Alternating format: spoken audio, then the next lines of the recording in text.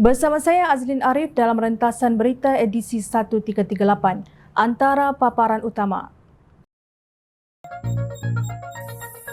Kerajaan perpaduan bukan kerja mudah. Kabarkanlah berita gembira buat mereka. Maaf, serangan pembangkang terlalu tumpul dan separuh masa.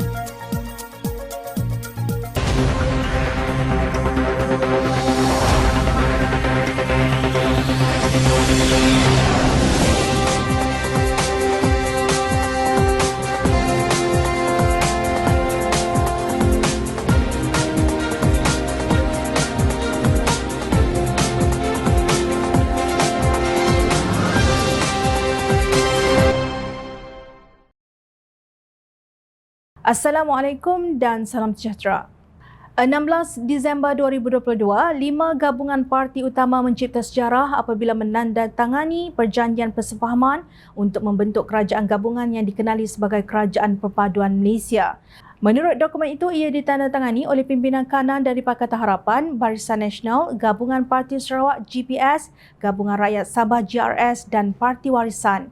Di samping menzahirkan kesetiaan kepada Yang di-Pertuan Agong sebagai Ketua Negara, turut bersama-sama memelihara, melindungi dan mempertahankan Perlembagaan Persekutuan, mempertahankan sistem raja berperlembagaan, memperkukuhkan demokrasi berparlimen dan memantapkan sistem politik negara sesuai dengan kehendak serta kepentingan rakyat.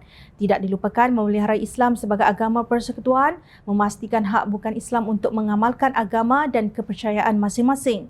Terus mendaulatkan bahasa Melayu sebagai bahasa kebangsaan dan bahasa rasmi serta menjamin hak rakyat untuk mempelajari dan mengguna bahasa lain berdasarkan Perlembagaan Persekutuan serta menegakkan keluhuran dan kedaulatan undang-undang, kebebasan kehakiman dan institusi awam serta keberkesanan dan profesionalisme pasukan keselamatan.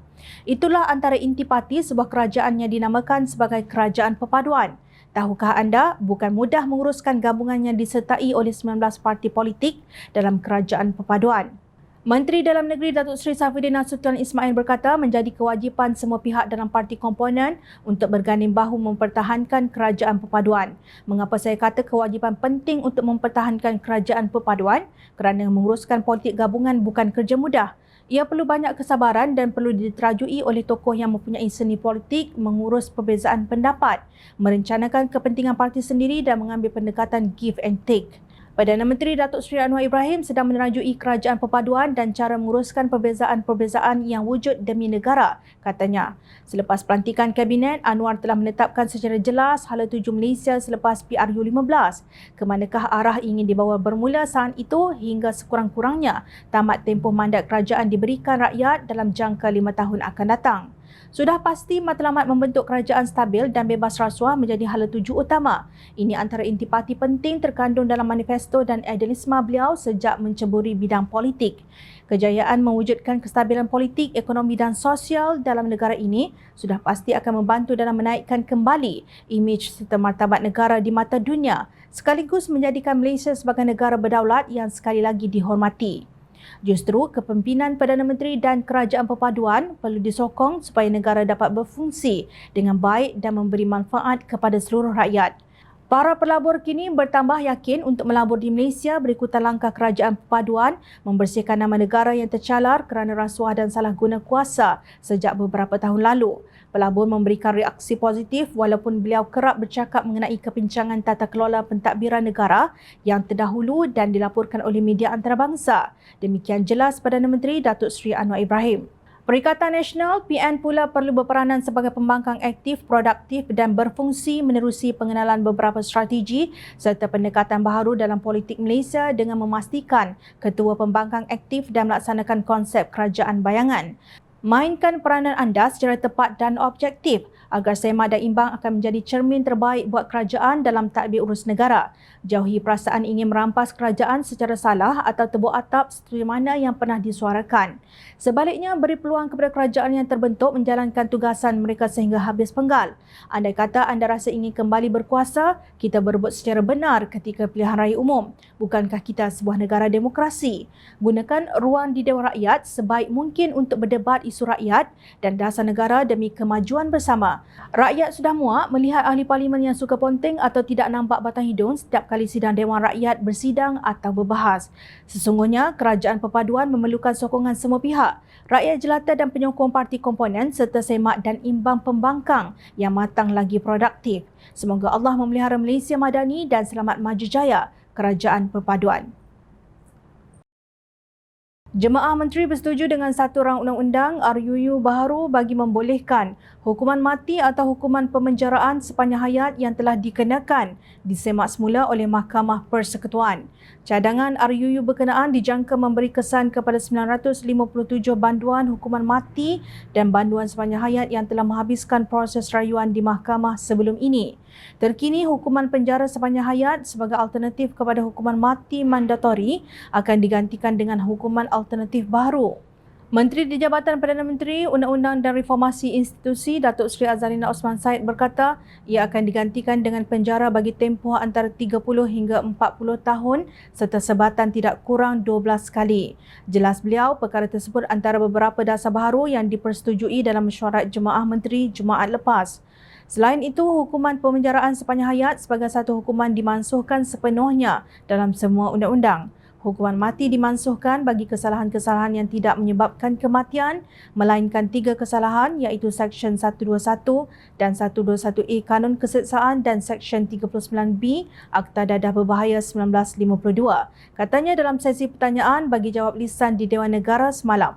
Azalina menjawab pertanyaan Senator Datuk Koh Nai Kuang mengenai status terkini kajian semula cadangan melaksanakan hukuman gantian kepada hukuman mati mandatori bagi pelbagai kesalahan.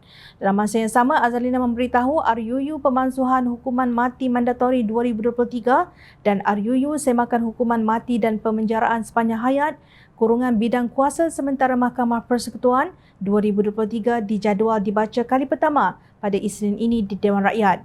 Katanya RUU Pemansuhan Hukuman Mati Mandatori 2023 dijangka memberi kesan kepada 476 banduan hukuman mati yang belum menghabiskan proses rayuan sama ada di Mahkamah Rayuan ataupun Mahkamah Persekutuan.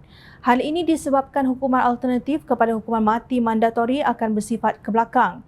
Pindaan perundangan yang melibatkan polisi penghukuman dan hukuman gantian terhadap hukuman mati mandatori ini jelas merupakan perubahan positif kepada sistem keadilan jenayah di Malaysia supaya lebih holistik dan inklusif demi manfaat bersama selain tidak menafikan hak asasi individu untuk mendapat keadilan sewajarnya, katanya.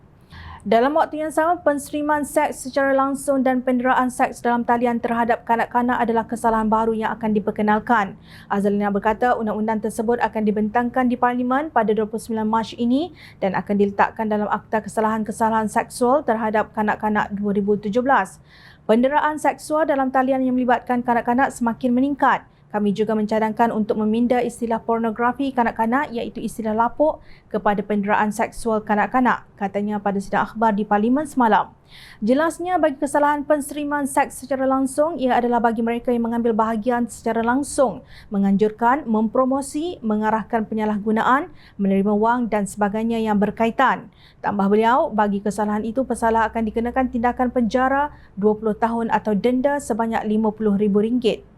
Bagi penderaan seks dalam talian iaitu penggunaan imej seksual kanak-kanak sebagai memeras ugut agar kanak-kanak menghantar lebih banyak foto atau video, meminta wang atau melakukan hubungan seks akan dikenakan penjara 10 tahun, katanya.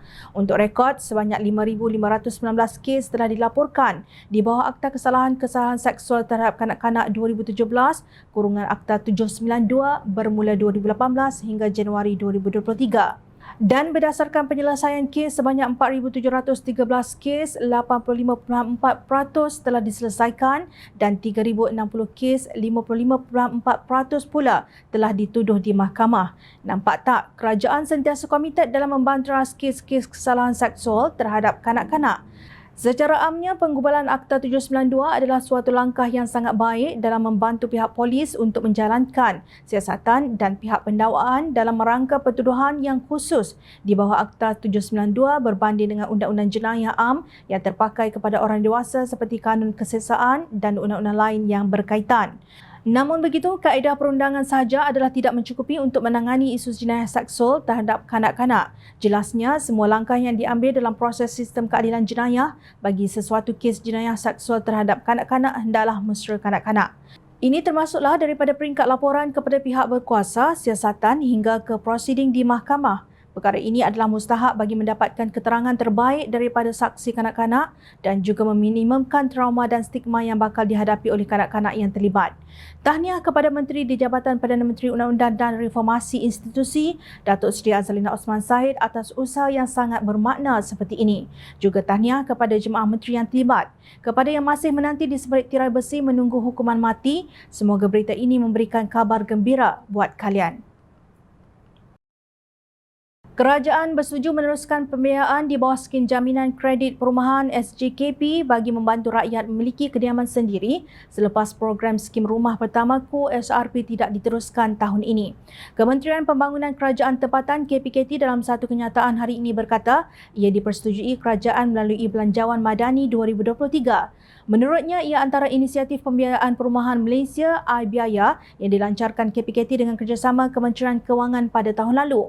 Kerajaan melalui syarikat jaminan kredit perumahan Berhad sudah bersetuju menyediakan jaminan pembiayaan melalui skim jaminan kredit perumahan SJKP sehingga RM5 bilion nilai pinjaman yang bakal memberi manfaat kepada 20,000 peminjam yang memerlukan.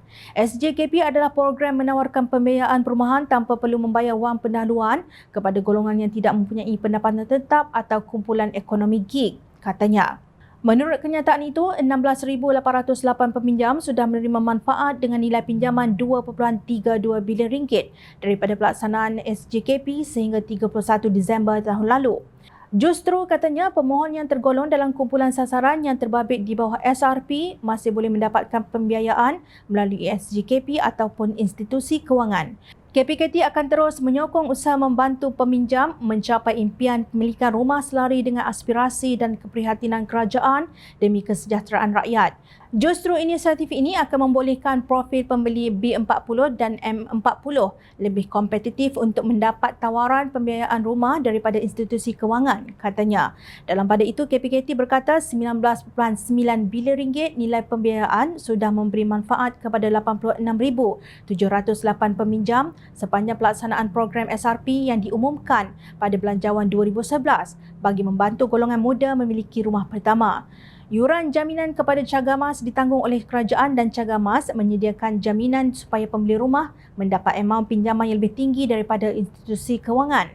Ketua Pemuda PAS dan Perikatan Nasional PNYB Fadli Sa'ari sempat buat hantaran di Facebook beliau dengan kapsion sinis, hadiah untuk rakyat, tetapi berkongsi maklumat separa masa dalam bab skim rumah pertamaku yang akan ditamatkan 1 April 2023. Nadanya menyindir, kononnya kerajaan perpaduan tidak mengambil endah keresahan anak muda untuk memiliki rumah tanpa deposit. Apalagi para TikToker dan cyber trooper PN terus melonggok berita separa masa itu ke semua platform media untuk meraih makian dan kecaman terhadap kerajaan. Tetapi mereka tidak pula berkongsi bahawa kerajaan Malaysia mengambil inisiatif menggantikannya dengan skim iBiaya membabitkan jumlah RM5 bilion. Jika pemuda PAS separa masa ini tidak faham, jom channel ingin kongsikan antara tajuk-tajuk akhbar lain daripada Berita Harian utusan bernama Sinar Harian, Astro Awani dan Metro dengan jelas antaranya kemudahan iBiaya ganti program skim rumah pertamaku. Pemohon skim rumah pertamaku masih boleh dapat pembiayaan di bawah skim jaminan kredit perumahan SJKP. SJKP tawar pembiayaan perumahan tanpa pendahuluan. Pembiayaan perumahan melalui SJKP diteruskan. Kerajaan Madani teruskan SJKP bantu pembeli rumah tanpa deposit dan permohonan skim rumah pertamaku masih dapat bantuan SJKP. Maklumat ada di hujung jari anda sama ada memilih untuk membaca maklumat yang diberikan secara terperinci dan memahaminya atau memang jenis para walaun malas membaca dan hanya tahu mengecam dan mencipta pelbagai fitnah kerana nak menang pilihan raya. Pemuda PAS dan Perikatan Nasional terutamanya YB Fadli Sa'ari nampaknya terciduk lagi. Kali ini nampak sangat kejahilan dan kemalasan mereka mencari kebenaran. Kenapa suka sangat sebar berita secara separuh masa? Atau memang kebebalan itu sudah menjadi budaya yang tumbuh akarnya? Kalau kail panjang sejengkal, lautan dalam usah diduga. Ingat, rakyat sentiasa memerhati. Teruskan bersama kami di Jom Channel untuk mendapatkan berita politik tanah air. Saya Azlin Arif, terima kasih. Assalamualaikum dan salam sejahtera.